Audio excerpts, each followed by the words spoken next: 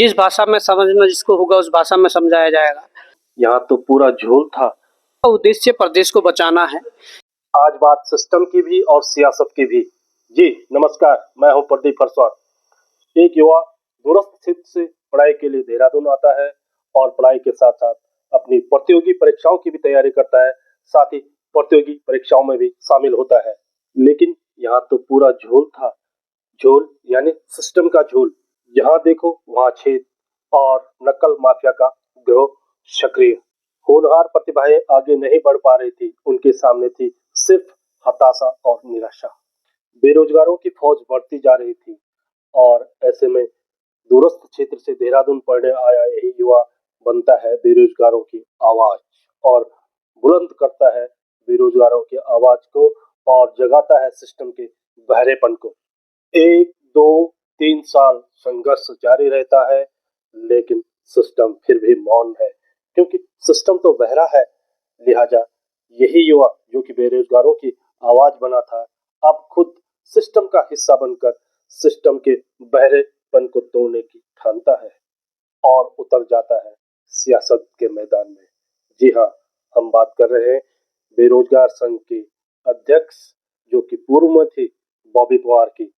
और जब वो सियासत में उतरे पिछले साल 2024 में टिहरी लोकसभा चुनाव से जब वो चुनाव लड़ने के लिए मैदान में उतरे तो बड़े बड़े सियासी दिग्गज भी चौकन्ने हो गए।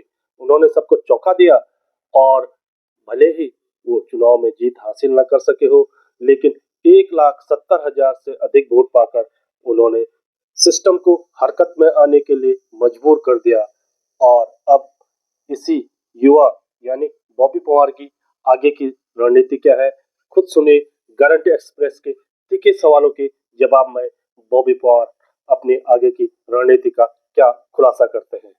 मेरे साथ है आज उत्तराखंड के यंग एंग्री मैन जो बेरोजगारों के हक को लड़ते लड़ते नेता बने और बेरोजगारों के नेता बनते बनते पिछले साल 2024 में टिहरी लोकसभा से चुनाव लड़े और अब इन्होंने अपना एक फ्रंट बनाया है, एक मोर्चा बनाया है जिसका नाम रखा है उत्तराखंड स्वाभिमान मंच, यानी पहाड़ की अस्मिता की लड़ाई और उत्तराखंड के स्वाभिमान की लड़ाई। आइए जानते हैं बॉबी पवार जी से कि उनका आगे का प्लान क्या है।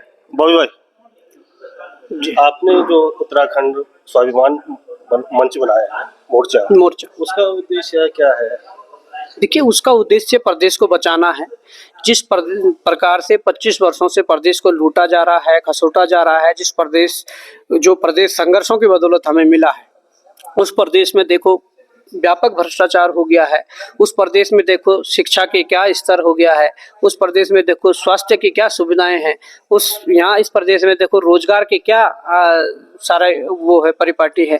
तो मैं ये कहना चाहता हूँ कि तमाम प्रकार के जो मुद्दे हैं उन मुद्दों को लेकर ये मोर्चे का गठन हुआ है और इस मोर्चे में मुझे लगता है कि तमाम प्रकार के सभी लोगों से हमने वार्ता करके कई लोगों को इकट्ठा कर लिया है, साथ में लाए हैं और आगे भी हमारी ये कार्रवाई जारी रहेगी। हम सबके पास प्रस्ताव लेके जाएंगे और उस प्रस्ताव पर मुझे विश्वास है कि सभी लोग उस प्रस्ताव को मंजूरी देंगे और आगे इस मोर्चे को और ताकतवर बनाएंगे। ये जो मोर्चा आपने बनाया इसको पॉलिटिकली आप आगे बढ़ाएंगे कि या सोशल वे में इसको आगे ले जाएंगे? नहीं, देखिए, हम लोगों ने जो मोर्चा बनाया है वो लोगों तक पहुंचने का भी माध्यम है और हमने ये पहले भी कहा है कि जिस प्रकार से प्रदेश 25 वर्षों से सामाजिक लड़ाइयाँ लड़ रहा है, कई सामाजिक लड़ाइयाँ लड़कर जीती भी है और कई सामाजिक लड़ाइयाँ जीती भी नहीं है, तो निश्चित तौर पर अब प्रदेश के अंदर राजनीतिक लड़ाई लड़ने का एक समय आ चुका है और हम लोगों ने मोर्चे को अभी बनाया है। तो ये फिलहाल लोगों को जोड़ने के लिए और लोगों तक पहुंचने के लिए बनाया है और हमने खुली अपने प्रेस में ये कहा है कि हम भविष्य में एक विकल्प देंगे, क्योंकि हमारा जो स्लोगन है वो यही है कि संकल्प एक विकल्प का, और वो हम देंगे। निश्चित तौर पर उस विकल्प देने में कितना समय लगता है, क्या होता है, वो बात का विषय है, परंतु हम लोगों ने कोशिश की है कि सबको एक मंच पर लाया जाए और फिर इस प्रदेश की लड़ाई को लड़ा जाए। राज्य गठन हुए 25 साल हो गए, किस स्थिति में हम अभी वर्तमान में हैं? देखिए, बहुत दुखद है जिस प्रकार की स्थितियां हैं। रोजगार के नाम पर यहाँ पर क्या हो रहा है, यहाँ के स्थानीय जो लोग हैं उनको अवसर नहीं दिए जा रहे हैं। बाहर से लोगों को लाकर यहाँ रोजगार दिया जा रहा है, स्वरोजगार के नाम पर यहाँ पर छला जा रहा है। बाहर से कंपनियां बुलाई जा रही है, उनसे स्वरोजगार कराया जा रहा है। यहाँ पर देखा गया कि भ्रष्टाचार की आग में इस कदर ये प्रदेश जल रहा है कि आप जिस भी विभाग में हाथ डालोगे वहाँ पर भ्रष्टाचार दिख रहा है।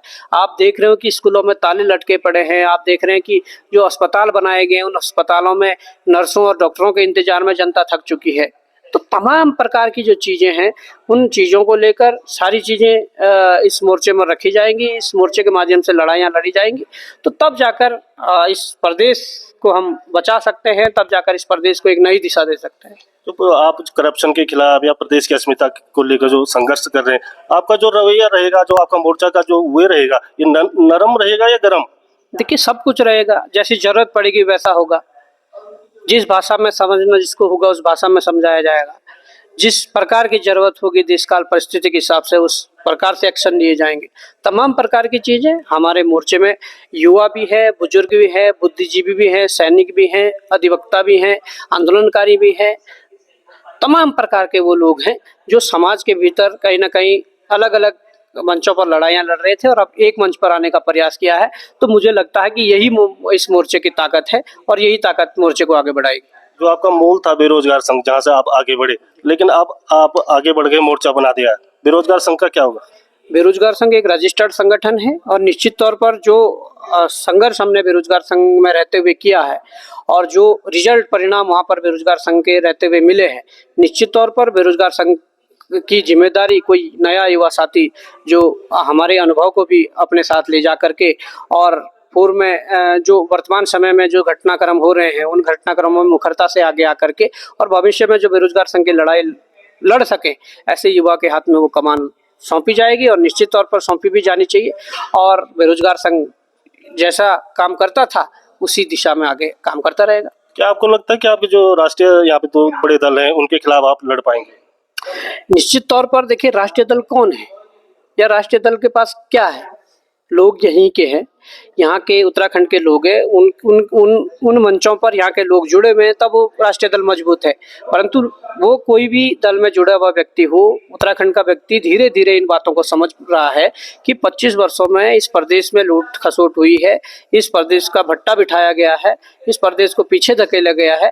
तो निश्चित तौर पर जो उनके साथ ताकत जुड़ी है वही ताकत अब वहाँ से निकल कर बाहर आ रही है और निश्चित तौर पर हमारा जो ये मोर्चा है ये इसी गति में, इसी दिशा में मजबूत होगा और आगे बढ़ेंगे।